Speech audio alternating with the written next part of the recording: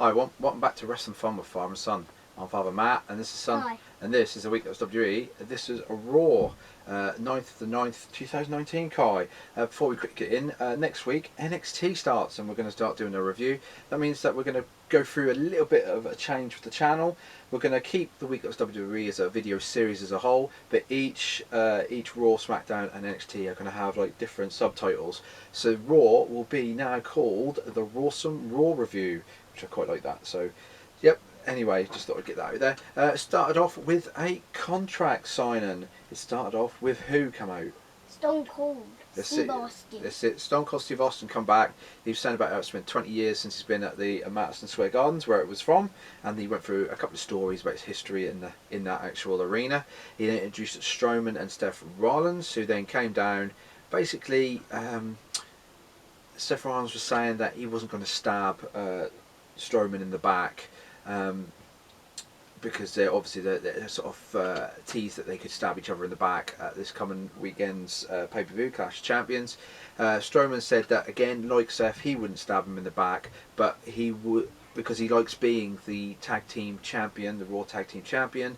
But he's going to love being the Universal champion even better. And they both signed on the dotted line, only for the AJ Styles and the OC to come out once again, just like last week. They were mocking Steve Austin. Basically, he was saying about how the OC didn't get a title rematch for the tag team titles, and basically he was goading Austin, and he was really asking for a stunner, wasn't he, Kai? And that is exactly what he got. Strowman and Seth Rollins attacked the OC.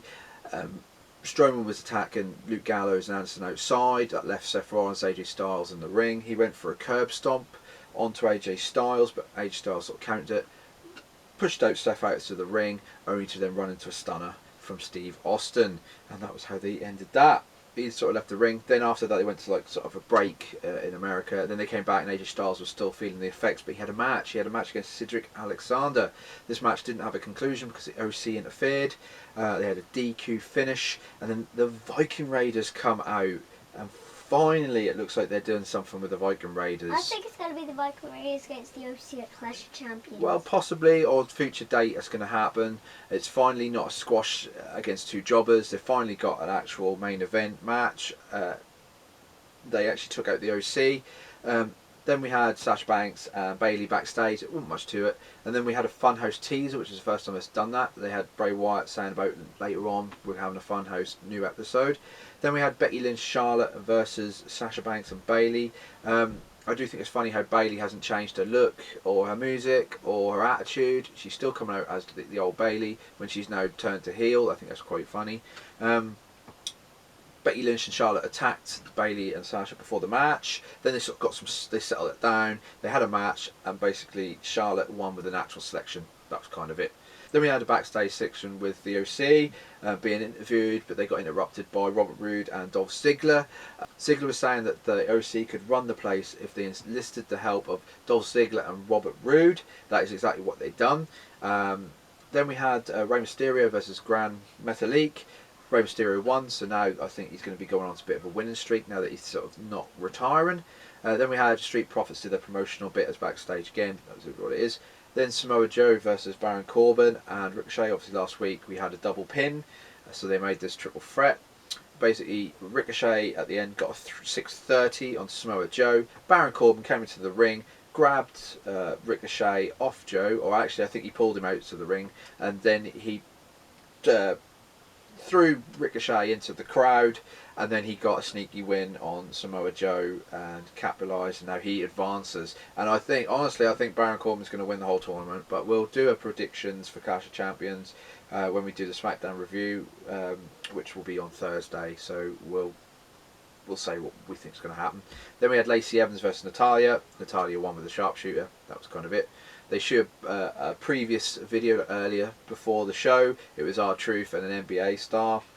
I'm not really up on the NBA, so I'm not really too worried about it. But anyway, this NBA star rolled up R-Truth, won the 24/7 championship, only for R-Truth then to roll him back up and win it. So there's nothing really there. Then we had the Fireflies Funhouse. basically this one was quite an interesting one. They were going on about stranger danger. How about Seth Rollins and Braun Strowman had a stranger with them, obviously being Stone Cold Steve Austin. There was a lot of Austin references here, with the clock being on 3:16, and it was really weird. I don't think they're going to do anything real. They might do something with Austin down the line. He might have, they might have a little sequence, but they didn't have it on this. It was reported that they might have a little sequence, but they didn't on this show. There's not going to be a match. I don't think Austin's going to have a match against Bray Wyatt, so I don't really know what that was all about, but we will find out. And then we get onto the main event, which was a 10-man. It was made during the night. The 10-man, it was Seth Rollins, Braun Strowman, the Viking Raiders, and Cedric Alexander versus AJ Styles, the OC, and Dolph Ziggler and Robert Roode. Yeah, nice to see the Viking Raiders actually in a main event. Strowman, there was a little occasion with Strowman. Strowman went for his power slam. He did his power slam. He went for the pin. Then Dolph Ziggler and Robert Roode came into the ring, pushed Seth Rollins onto Braun Strowman to break up the pin. Braun Strowman was like saying, "What are you doing? What are you doing?" I nearly had the win then. So there was a little bit of altercation there, a bit of heat there. But in the end, it was Cedric Alexander who did a lumbar check to AJ Styles and pinned him clean, which was very, very interesting.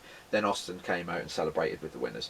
Yeah, getting back to Cedric Alexander, there's no AJ Styles title defence as we know at the minute. I haven't seen that they've made an announcement or anything, but it looks like it's going to be Cedric Alexander versus AJ Styles for that title. That looks like the way they're going to go.